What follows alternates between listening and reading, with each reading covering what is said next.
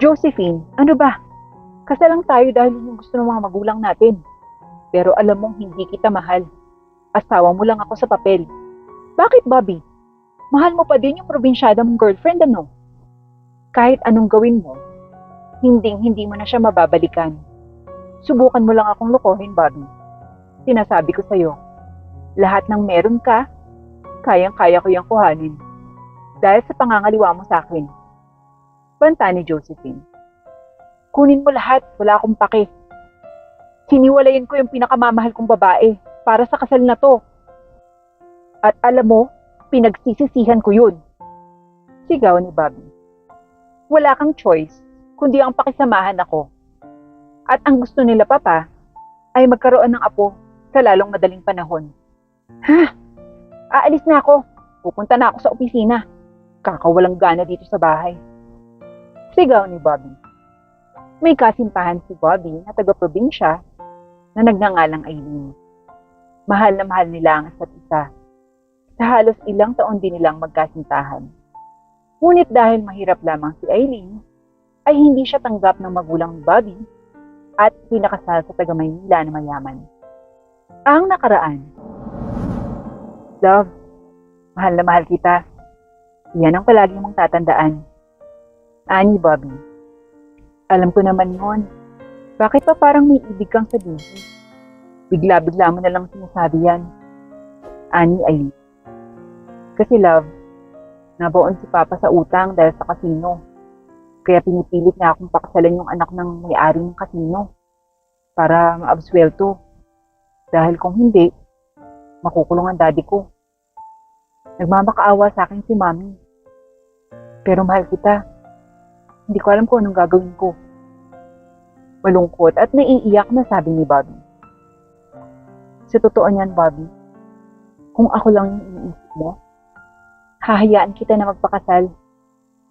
Kaya lang, Bobby, buntis ako. Dala-dala kong baby natin. Malungkot na sagot ni Aileen.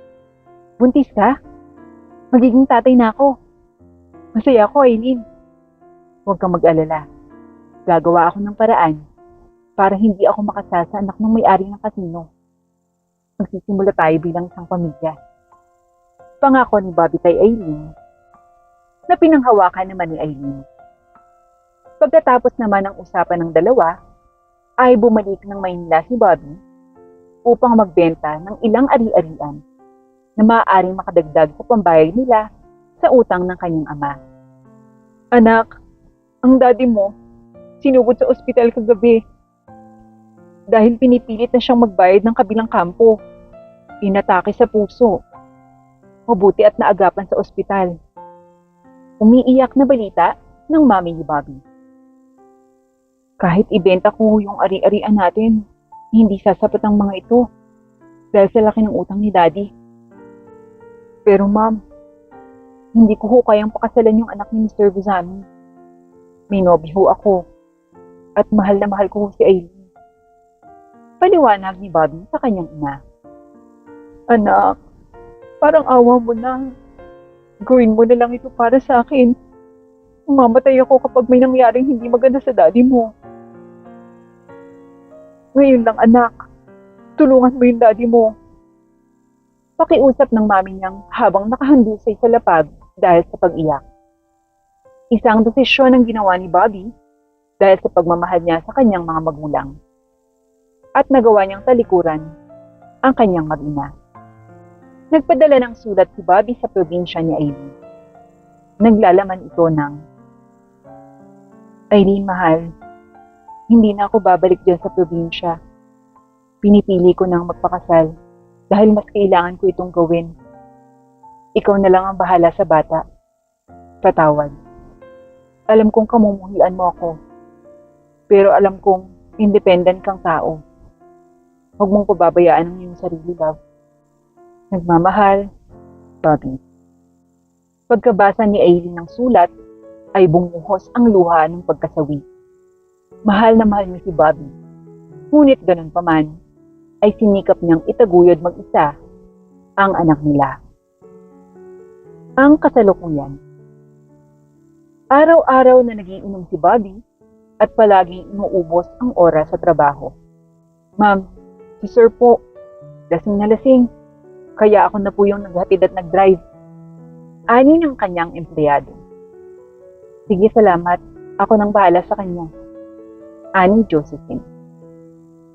Ano ka ba naman, Bobby? Uuwi ka, lasing. Ang baho-baho mo. Reklamo ni Josephine nang bigla namang humalik si Bobby at saka binanggit ang pangalan ni Eileen. Mahal na mahal kita, Eileen. Bulong ni Bobby. Hinayaan na rin ni Josephine upang may mangyari sa kanilang mag-asawa. Nang magising kinabukasan si Bobby, takang-taka siya na magkatabi sila ni Josephine. Oh, good morning, Bobby. Kamusta? Huwag ka nang pumasok sa office. Paglalambing ni Josephine. Ha? Anong nangyari? Gulat nitong tanong. Hindi mo ba naaalala kagabi? Dinalaw mo ko dito sa kama natin. Kaya yun, pinagsaluhan natin yung init kagabi. I enjoyed your company, Bobby. Sana makabuo na tayo ng baby. Ani Josephine. Kaagad na bang naging si Bobby at iniwan si Josephine. Saan ka pupunta? Maaga pa. Ani Josephine. Sa office. Sigaw nito. Habang ang buhay naman ni Eileen sa probinsya ay naging mahirap dahil sa kanyang maselang pagbubuntis. Tay, pasensya na po kayo. Wala po akong maitulong sa bukid. Ani Eileen. Ano ka ba, anak? Okay lang. Basta't alagaan mo mabuti ang apo ko dyan sa tiyan mo. At ilang buwan na lang din ay manganganak ka na. Ani Tatay Tasyo. Opo naman, tay. Kayamanan ko ang batang ito. Masayang sabi ni Eileen. O siya, kumain na tayo. Nakaluto na ako. At etong mais, may pinaluluto mo. At gabing dilaw. O siya, kumain ka na. Ani Tatay Tasyo. Salamat po, tay. Naku, napakasarap nito. Mainit pa. Masayang sagot ni Eileen. Lumipas ang ilang buwan, ay naipanganak na ni Eileen ang isang malusog na lalaki na pinangalanan niyang Deo. Ang pogi-pogi naman ng anak ko na yan. Tingnan mo tayo, napakaputi pa. Ani Eileen. Nagmana pa yata sa akin ang apo ko na iyan, ano? Baby Deo, salamat at hindi mo pinahirapan ang mama mo sa iyo. Ay nako, nangiti anak ko, nangiti si Baby Deo. Ani Tatay Tasyo. Aba oo nga tay, nakilala na kayo kaagad. Ani Eileen. Matapos makapanganak ni Eileen, ay nag-apply naman siyang kahera sa kanilang bayan sa probinsya upang matustusan ang pangangailangan ng kanyang anak. Sa kabilang dako, nabuntis naman si Josephine ng isang gabing pagsisiping nila ni Bobby. Bobby, baka gusto mo akong kamustahin. Hindi lang yung anak natin. Ang hirap mga anak, nakakapagod pala. Saad ni Josephine. Kamusta ka naman? Nagugutom ka ba? Tanong ni Bobby. Oo, parang gusto ko ng may sabaw na pagkain. Ani Josephine. Tamang-tama, may dala akong bulalo. Mainit-init pa. Teka at isasalin ko para makakain ka na. Binuhat ni Bobby ang anak niyang babae kay Josephine na pinangalan ng Verna. Hello baby, ang ganda-ganda mo naman ah. Pangako ni Daddy, maaga na ako uuwi at hindi na ako mag-iinom para maalagaan kita. Paglalaro pa ni Bobby sa batang si Verna. Nag-iba naman kahit papano ang pakikitungo ni Bobby kay Josephine magmula nang ipinanganak ang anak niya dito. Pinapansin na niya ito kahit papano. Mabilis na lumipas ang mga taon at kapwa mga dalaga at binata na ang dalawang anak ni Bobby, kina Eileen at Josephine. Mommy, kailangan ko pala ng bagong laptop para sa thesis namin. Naghahang na kasi yung gamit ko. Ani Verna. Sure anak, no problem. Sagot naman ni Josephine. Anak, kabibili ko lang nun sa'yo ah. Halos mag-iisang buwan pa lang. Ani Bobby. Bobby, ano ka ba? Gamit lang yan. Aanhin naman natin ang pera. Ang dami-dami natin yan. Lalo na't ikaw ang CEO ng kumpanya dahil nag-resign na si Dad. Sagot ni Josephine. Kahit na, dapat marunong ang anak mo na magpahalaga ng gamit. Sagot ni Bobby. Huwag mong intindihin ang daddy mo, anak, ha? Basta kapag may kailangan ka, sabihin mo lang kay Mommy. Ani Joseph. Halos lahat ng luho ng batang si Verna ay naibibigay, hindi katulad sa kapalaran ni Deo. Dahil mahirap ang buhay nila sa probinsya, ay high school lamang natapos ito at hindi na nakapag-kolehiyo. Anak, pasensya ka na ha. Hindi ko na kayang pag-aralin ka sa kolehiyo. Alam kong naiinggit ka sa mga kamag-aral mo dati. Ani Aileen. Okay lang po, Nay. Naiintindihan ko naman po.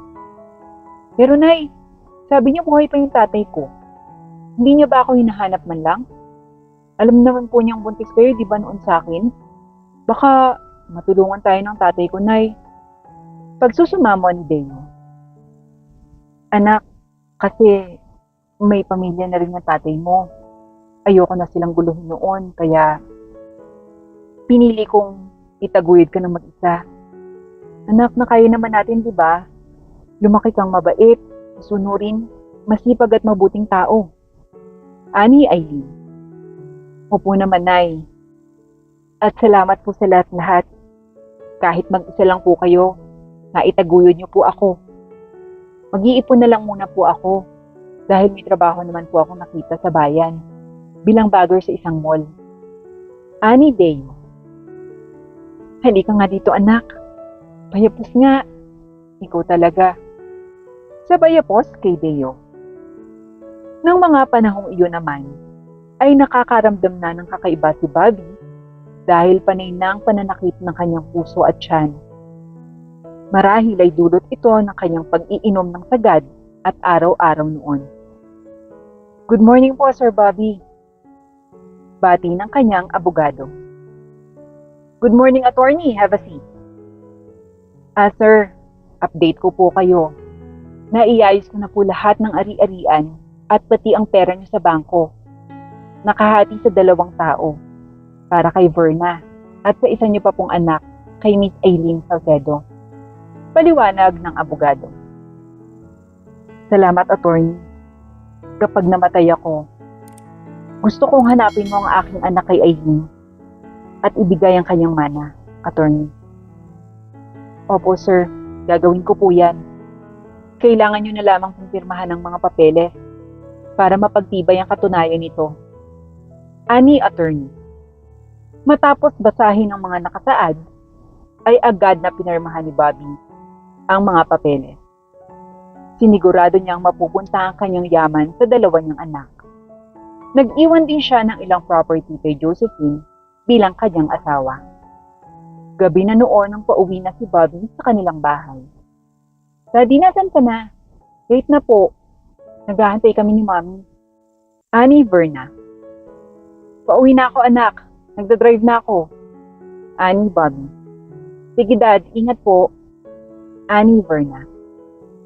Pagbaba niya ng telepono, ay bigla namang nanikip ng todo ang kanyang dibdib. Nahumantong sa pagkabangga niya. Kaagad namang sumaklolo ang ambulansya. Good afternoon po. Ito po ba si Mrs. De Vega? Nurse po ako sa St. Luke's Medical Hospital. I-inform ko lamang po kayo na isinugod po dito si Mr. Bobby. Ha? Anak, ang daddy mo nasa ospital. Sigaw ni Josephine. Kaagad nilang pinuntahan ang asawang si Bobby. Nurse, saan ang room ni Bobby De Vega? Tanong ni Josephine. Ma'am, isinugod po siya sa operating room at nire-revive. Sagot ng nurse. Takbo agad ang mag-ina sa operating room. Kayo po ba ang pamilya? I'm sorry, ma'am. Sinubukan po namin i-revive ang asawa niyo. Pero wala na talaga. 8:03 p.m. Patay na ang asawa niyo. Sagot ng doktor. Halos mahimatay si Josephine At umiiyak naman si Verna dahil sa balita. Ibinurol ng ilang araw si Bobby dahil sa kagustuhan na rin ni Josephine. Habang nakaburo si Bobby, ay kaagad namang nagtungo sa probinsya si attorney. Miss Aileen Salcedo po? Ako nga. Bakit sino ka? Tanong ni Aileen. I'm Attorney Vasquez. Ikinalulungkot kong ibalita na pumanaw na po si Mr. Bobby De Vega. At bago siya nawala, ay ibinili niyang ang huling hiling niya ay hanapin ang anak niyo at ibigay ang pamana. Ani Attorney Vasquez. Siya namang pagdating ni Deo. Nay, sino siya? Biglang tanong nito. Well, I assume na ikaw ang anak ni Aileen. Tanong ni Attorney Vasquez. Ako nga po. Bakit po? I'm Attorney Vasquez. Kinalulungkot kong ibalita na patay na ang daddy mo. At nagpunta ako dito para ipaalam na iniwanan ka ng pamana ni Mr. Bobby De Vega. Walang anong salita ay nalungkot ang mag-ina dahil sa balita. At ng araw ding yun, ay sumama sila pa Maynila para sa mamanahin ni Deo. Good morning, ma'am. Attorney Vasquez po, ang abogado ni Mr. Bobby. Yes, attorney, kilala kita. At sino sila? Bakit sila nandito? Malamig na tanong ni Josephine. Ma'am, they're here because of the last will and testament po ni Mr. Bobby. Sila si Miss Aileen Salcedo at ang anak niyang si Deo. At sinimulan ng basahin ni Attorney Vasquez ang nilalaman ng last will and testament. Sa iyo, Josephine, iniiwan ko ang bahay. Sa anak kong si Verna, iniiwan ko ang ilang ari-arian sa Batangas, Quezon at ang Long Island. At ang anak ko kay Aileen, hinahati ko ang lahat ng natitira kong ari-arian. Sana'y gamitin niyo ang mga iniwan ko sa maayos at maganda. Mahal na mahal ko kayo. Sa aking anak kay Aileen, patawad kung inabandon ako kayo. Patawad, Aileen. At sa aking asawang si Josephine, hinikap kitang matutunang mahalin. At sa huli, minahal kita talaga. Masaya ako na nagkaroon tayo ng magandang anak. Sana'y mapatawad mo rin ako. Matapos basahin ni attorney ang last will and testament, ay nag-iyakan ng apat dahil sa sulat na yun. Tinanggap naman ni Josephine ang desisyon ng kanyang asawa at hindi nagalit kay Aileen at sa anak nito. Sige, attorney. Salamat. Ani Josephine.